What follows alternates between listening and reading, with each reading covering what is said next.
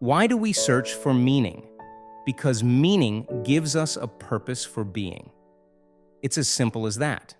If you find meaning in what you do, you will find the devotion to commit to it, and you will build the discipline to show up and do the work for it.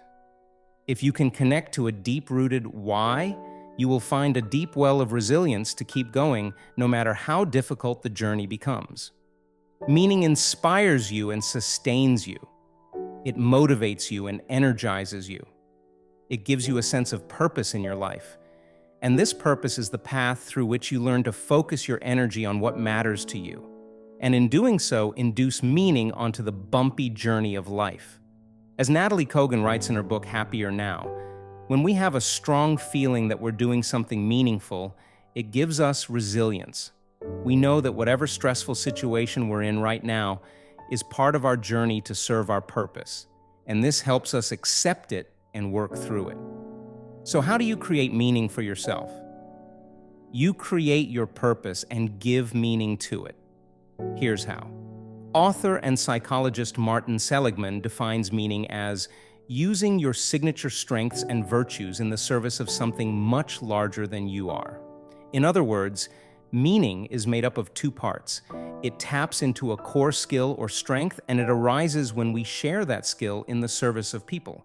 And if we were to put it into an equation, it would look something like this: meaning equals skill plus people. I agree with this statement, but I believe it's incomplete. And the reason is this: you might be naturally gifted at a certain skill, but if you don't enjoy the process of practicing that skill, and if you don't give a greater meaning to it, you'll never be able to stick with it until the end. Think about it. If you're brilliant at the skill of skiing, but you dislike the act of training and coaching, and you genuinely don't care to gift the world with better skiers, then you'll never be able to find the love within yourself to teach people how to ski. You simply enjoy skiing for the hobby it is. Therefore, we need to factor into the equation two more pieces: interests and beliefs. This then becomes the equation to crafting your purpose and bringing meaning to what you do. Meaning equals skill plus interest plus belief plus people. Let's expand on this. Skills, what you're good at. Interests, what you're interested in. Belief is what you believe the world needs. People, how you can use the skills, interests, and beliefs to help people solve a problem. It really comes down to these four factors. James Clear has now sold over 2 million copies of his book, Atomic Habits. He used the skill of writing and his interest in self-improvement to educate people on how to build better habits. Why does he do it? Because he believes that habits are the compound interest of self-improvement, and that if you can change your habits, you can truly change your life.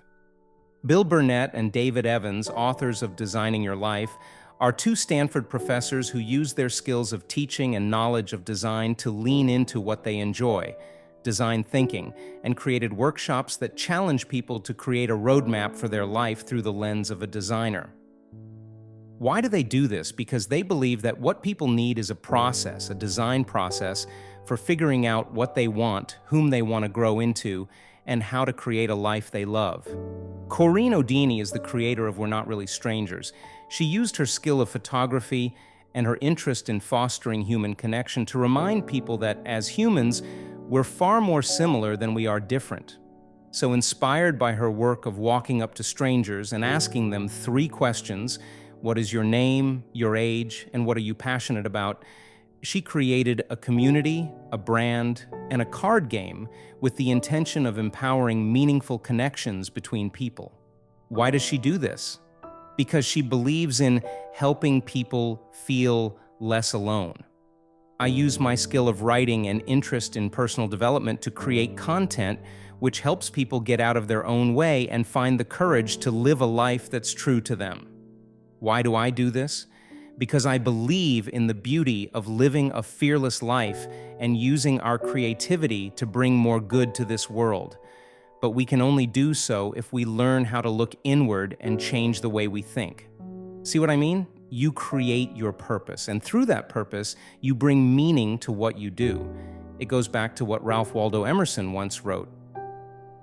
The purpose of life is not to be happy, it is to be useful. to be honorable, to be compassionate, to have it make some difference that you have lived and lived well.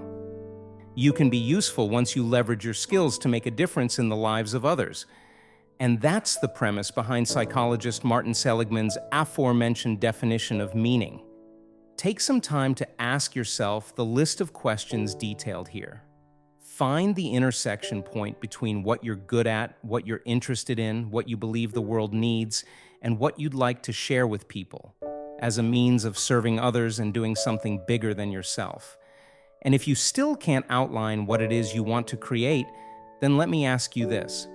What's one skill you'd like to get really good at? What's one skill you want to master? Is it public speaking? Then start practicing it and help people improve their public speaking for free. Is it writing? Then start blogging and writing and share your ideas with people who might benefit from it. Is it health coaching?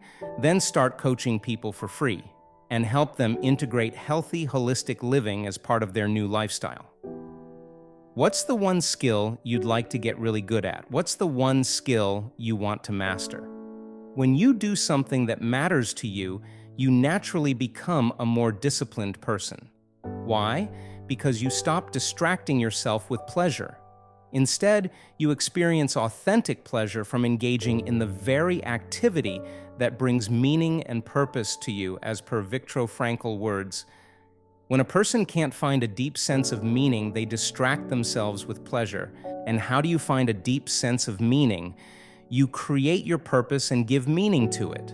You find the intersection point between what you're good at, what you're interested in, what you believe the world needs, and what you'd like to share with people. And if you still can't find what it is you want, that's okay. There's no need to rush. Vincent van Gogh decided to become an artist at the age of 27. Paulo Coelho wrote his first book at 38 years of age. Stay curious and indulge in new experiences. Meet more people and talk to strangers. Ask more questions and try new things. Pay attention to the signs and omens along your journey. Look inward and allow yourself more space to explore. Listen to your heart and lean into what excites you. Just be open. Soon enough, you'll see a new wave forming and you'll think to yourself, let's try to catch it. Perhaps just then, as you ride that wave, you'll discover whether or not that is the purpose you want to bring meaning to.